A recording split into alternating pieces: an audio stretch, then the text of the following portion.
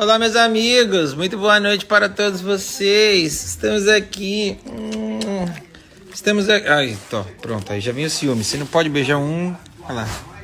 Ah, meu Deus, quantos cachorros. Ai, isso aqui tá parecendo um canil. Ai, calma, meu Deus. Ai, meu Deus. Pronto, voltei.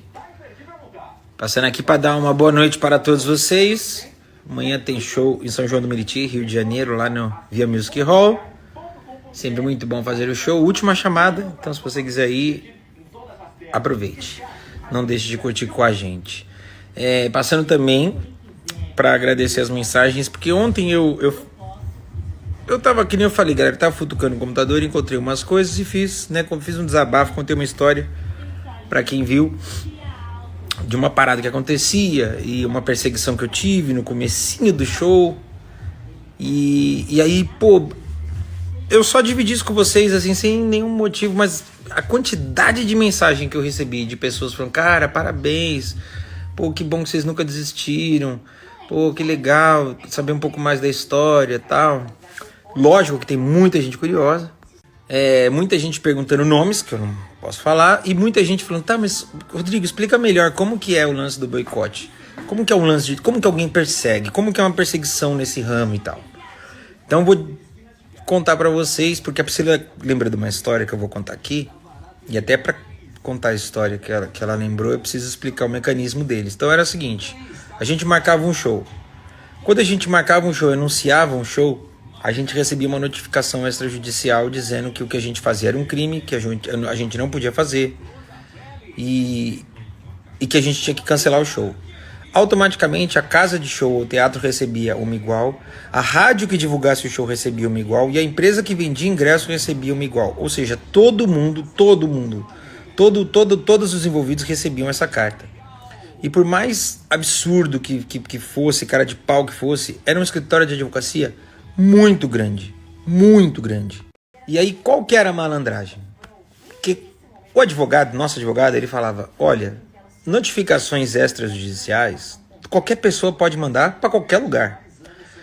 Só que quando a pessoa manda uma notificação, declarando alguma coisa, ela, no caso, que ela tem plenos poderes de algo, ela precisa provar aquilo. E aí a grande loucura da coisa toda era que todo mundo falava, cara, esse escritório de advocacia é muito grande, é muito poderoso, eles têm muita tradição, eles não vão fazer uma coisa mentirosa, eles não podem declarar esse tanto de mentira. E aí eu não tinha histórico, a gente não tinha o know-how que a gente tinha hoje. E aí qual era a opção de todos os envolvidos no show? Então os shows que iam adiante, a única forma de convencer era eu refazendo o contrato, assumindo que se tivesse qualquer problema judicial, eu assumia a responsabilidade. Então vocês pensam, eu não tinha histórico, a Priscila não tinha histórico, a gente não tinha um histórico. E aí a gente assumia possíveis processos que a gente tomaria. E aí o mecanismo deles era dizer que o meu show era um show ilegal, que eu infringia as normas, as leis, que eles representavam. E aí eu achava isso muito maluco, porque eles colocavam que eles representavam a Triumph International, a Optimum Productions, eles colocavam os nomes. E eles diziam que se a gente fizesse o show, um oficial de justiça iria no dia do show embargar o show. E se eu desrespeitasse, o oficial de justiça poderia ir preso. E era isso todo show. A gente fez show assim no Rio, em Brasília, em São Paulo, Uberlândia. Cara, várias cidades no começo. No começo a gente não tinha nem metade da agenda que a gente tem hoje, mas era isso todo show. E aí, obviamente que nunca ia o oficial de justiça, obviamente que eles nunca apresentavam a procuração. A essa altura eu já tinha um e-mail, inclusive um dos e-mails que eu tenho, o Espólio me responde, porque eu falei, olha, eles se apresentam como um espetáculo oficial. E aí o Espólio me responde assim, Não, o único espetáculo oficial que existe, oficial, é o espetáculo do Cirque du Soleil. Na época não existiu da Broadway também, então era isso. Aí nunca apareceu oficial de justiça, mas teve um dia que aconteceu um negócio, porque assim, sempre que chegava nesse estágio, que era, não vamos parar, Rodrigo assumiu qualquer risco, Priscila assumiu qualquer risco, o show vai acontecer. Então o oficial de justiça vai chegar e vai embargar o show. E aí a Priscila sempre falava, eu quero que... Porque eles falavam que eu poderia sair preso se eu começasse o show. E aí a Priscila falava, eu quero que ele comece o show e vocês tirem ele do palco preso. Eu vou fazer um rebuliço, eu vou chamar toda a... Eu quero ver como que alguém vai preso. Então, isso meio que virou um assunto interno. Só que um dia a gente tava em Brasília, e aí eu só fiquei sabendo depois. A gente tava se preparando pro show e alguém chegou e falou, Priscila, tem um oficial de justiça. E aí a Priscila, falou, o quê? Tipo assim, ok, hoje é o dia, ele vai sair algemado, o oficial de justiça veio. E aí, ela não queria que eu soubesse que tinha um oficial, porque já pensou, eu tava lá me arrumando, e Rodrigo, talvez eu saia daí preso. E aí ela, tentando contornar tudo, que tem um oficial de justiça e tal. Só que o oficial de justiça tinha ido lá só pra ver se tinha os documentos que precisam ter, os alvarás, porque tinha um público muito grande de criança, um público muito grande de menores. E isso é muito comum, é de praxe. Só que até ela chegar no oficial de justiça, saber do que se tratava, rolou alguns minutos, fala aí, né? Alguns minutos dela pensar, puxa vida, que loucura. Não é que ele vai preso hoje mesmo? Será que ele vai se dar bem lá? Será que ele vai se virar bem lá, preso? Não sei.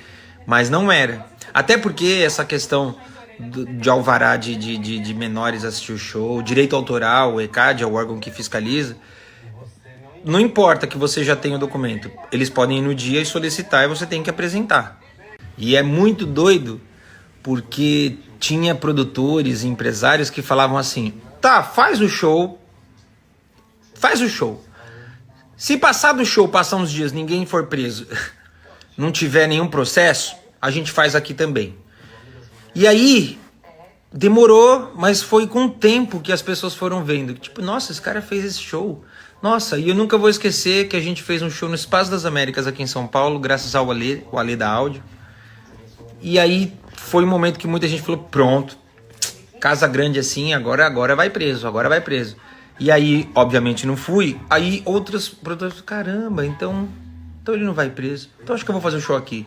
E até pouco tempo atrás, tinha lugares que eu ia e os produtores falavam assim, que bom que você conseguiu reverter aquela situação toda, né? Agora o show tá legal, é legal fazer o show, não tem mais problema, não tem mais processo, que bom que você conseguiu, né? E tudo isso porque era um escritório grande, de credibilidade, e todo mundo falava, não, esses caras eles são muito grandes, eles não vão mentir. Imagina. E aí muita gente ainda falava assim, mas não faz sentido uma gente tão poderosa ir atrás de você assim, Rodrigo. Eles devem estar falando alguma verdade. E a gente tá falando, galera, 11 anos depois. E a gente não tava mentindo. Aí você pensa, eu não vou dizer que eles me tiraram nada, mas me atrasaram muito. Porque é incrível como alguém grande espalha uma mentira, cara, e você tem que correr... Você tem que fazer a maratona ida e volta pra provar que os caras estão mentindo. E bicho, eu vasculhando as coisas, achei o nome de todo mundo. E é isso, espero ter explicado pra vocês como que era o esquema, como que alguém boicota. Porque né, realmente eu cheguei e falei, galera, eu fui perseguido. Mas como que alguém persegue? Era dessa forma, tá? Espero ter tirado a dúvida de vocês. E de verdade, eu espero crescer um pouco mais. Não é por vingança, não é por nada não. Mas é porque eu penso que quem joga sujo assim pode estar jogando sujo agora com um monte de gente, atrasando a vida de um monte de gente. Um dia eu vou jogar no ventilador, vou jogar na rede os nomes. E aí eu quero só ver, porque como eu tenho tudo provado, tudo print, tenho guardado. Enfim, é isso, galera. Obrigado mais uma vez. Obrigado pelo carinho, obrigado pelas mensagens. A maioria das mensagens falando, cara, que bacana saber disso, que vocês não baixaram a cabeça, foram adiante e tal. Então, muito obrigado, galera. Vocês sempre incentivando.